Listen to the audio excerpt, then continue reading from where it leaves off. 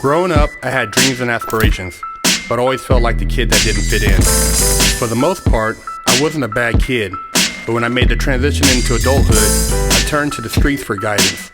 This led to getting locked up in juvenile hall, doing time in CYA, and eventually a 120-month sentence in federal prison.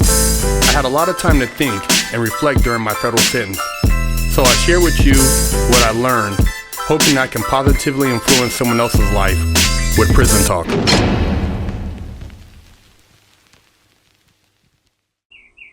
What's up? Big Herc 916, and you're getting down with another Fresh Out Prison Talk.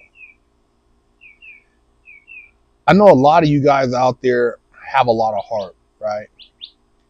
You're down to go rob the plug. You're down to run up in one of these stores, steal some Rolexes, steal some jewelry. You're down to ride on your ops. You're down to do all these things that can get you a bunch of time in prison, right? Now imagine if you use that same mentality, that same ride or die mentality, and apply it to your economic situation legally. You know, looking for stock trends, going on Facebook Marketplace, you know, flipping cars, flipping shoes, flipping houses, learning about real estate, learning about, learning about art, you know, learning how to buy low, sell high. You know, the thing about having heart is all about where you apply that heart to. Because like I told my wife something, I can't remember what it was, about somebody having the heart or balls to do something. She said, well, it takes a lot of heart or balls to rob a bank. And I'm thinking like, man, if I had the heart or the balls when I, you know, to do that, if I would apply that to maybe trying to get into law school or learning about, you know, how to build a car engine, dude, I'd be straight, you know? So having heart is having heart in the right direction and applying it in a way that it doesn't rob you of your freedoms. Because a lot of things, man, when you talk about having heart, it'll snatch you up, man. And before you know it, you'll be sitting somewhere thinking like, dude, I sacrificed my life for this. I mean, you look at people and you think like, okay, somebody, you know, cuts you off or says something to you and you want to go off on them and you got your pistol. And so you just react, but is it worth it to take somebody's life, to think now your life is going to be taken? Because for everything you do, there's a consequence. When you think about, you know, the whole saying, have heart, have money, it doesn't necessarily mean going out robbing somebody. Have heart, have money can mean, you know, learning how to trade crypto, learning how to build your brand. There's so many other things you could do, man. But you gotta think out the box. And when I think about the morning I did the bank robbery, what even motivated me to go along with that? I mean, there was a you know, a time there I could have said, you know what, I'm cool. You know, back then they had cell phones, they had Nextel cell phones, and they had people had the home phones, but all I had to do was not answer the phone. Yeah, I'm good. It goes away. That's all you got to do.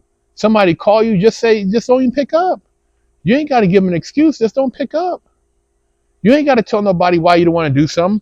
And then, you know, if you were, you know, scared or nervous, man, hey, that's a legitimate feeling, because in all actuality, that's probably God telling you to keep your ass at home.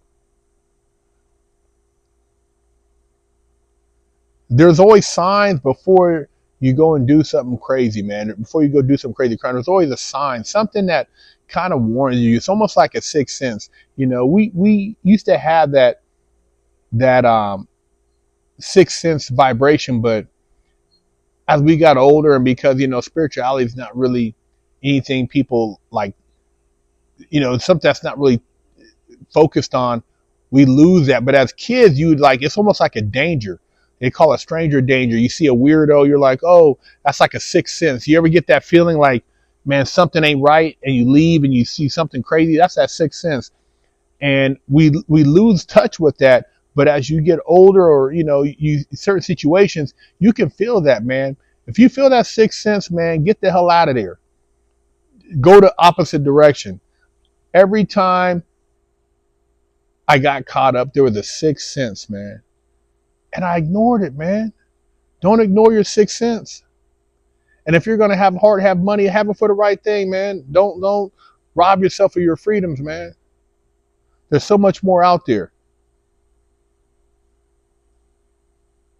I know, this isn't going to resonate with a lot of people. I mean, if you're knee deep in the game, you know how it is. And, there are professional, organized, criminal factions out there that are getting it, but it's like, depending on where you're at in the game, man, then you got, guys who get in the game, and as soon as they get caught up, they just go and tell on everybody. That's their thing. They just tell on whoever they can to get out of there. But they were cool when they were taking everybody else's money for fraud or embezzling or laundering or insider whatever trading they were doing. But when they get caught up, they just tell on everybody. So whatever you're involved in, or people you're socializing with, man, just be careful, man, and watch yourself. And if you're gonna have heart, have money, just be wise. Because the opposite of that is, if you come up short with some people, you just disappear. Family don't know what happened to you. You owe somebody, you didn't pay him, or you burn somebody. It's a wrap, man. Everybody values life differently, man. So have heart, have money, but be smart about it. Big Kirk 916, fresh out.